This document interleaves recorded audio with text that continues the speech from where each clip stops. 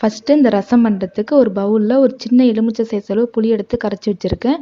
இது கூட 2 தக்காளி, ஒரு பச்சை மிளகாய், கொஞ்சமாக கருவேப்பிலை கொத்தமல்லி, ஒரு 1/4 டீஸ்பூன் போல் மஞ்சள்தூள், இது எல்லாத்தையும் சேர்த்து நல்லா கையாலேயே நல்லா கரைச்சி விட்டுக்கலாம்.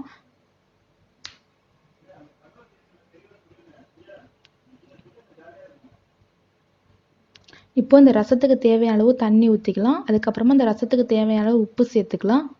அதுக்கப்புறமா அடுப்பில் ஒரு பேன் வச்சுட்டு நம்ம கரைச்சி வச்சுருக்கிற ரசத்தை இந்த பேனில் சேர்த்துக்கலாம்.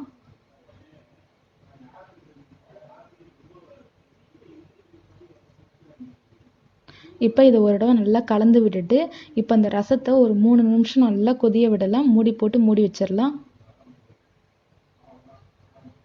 ஓப்பன் பண்ணி பார்க்கலாம். பாருங்கள், ரசம் ஒரு 3 நிமிஷம் நல்லா கொதிஞ்சிருச்சு. இப்போ இது ஒரு தடவை நல்லா கலந்து விட்டுக்கலாம்.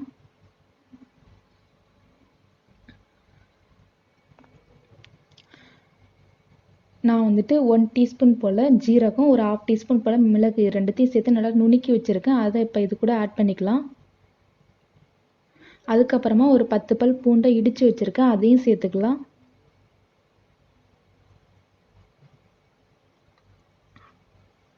அதுக்கப்புறமா ஒரு சின்ன பிஞ்ச் பெருங்காயத்தூள் சேர்த்துக்கலாம். இப்போ இது எல்லாத்தையும் சேர்த்து நல்லா கலந்து விட்டுக்கலாம். அதுக்கப்புறமா 1 டேபிள் ஸ்பூன் அளவுக்கு துவரம்பருப்பு எடுத்து அதை நல்லா வேக வச்சு மசிச்சு சேர்த்துருக்கேன். இப்போ ஒரு தடவை கலந்து விட்டுக்கலாம். அவ்வளோதாங்க. இப்போ ரசத்தை தாளித்து விட்டுக்கலாம். இதில் கொஞ்சமாக இப்போ கருவேப்பிலை கொத்தமல்லி சேர்த்துக்கலாம்.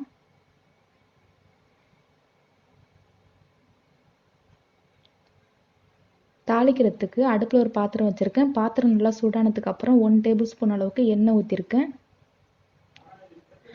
எண்ணெய் நல்லா சூடானதுக்கப்புறம் ஒரு 1/2 டீஸ்பூன் கடுகு, 2 காஞ்ச மிளகாய், ஒரு சின்ன பிஞ்ச் பெருங்காயத்தூள், கொஞ்சமாக கருவேப்பிலை, இது எல்லாமே சேர்த்து தாளித்து ரசத்தில் சேர்த்துருக்கேன். இப்போ இது கடைசியாக ஒரு தடவை நல்லா கலந்து விட்டுட்டு அவ்வளோதாங்க, நம்மளோட சுவையான ரசம் சூப்பராக ரெடி ஆயிடுச்சு. தேங்க்யூ.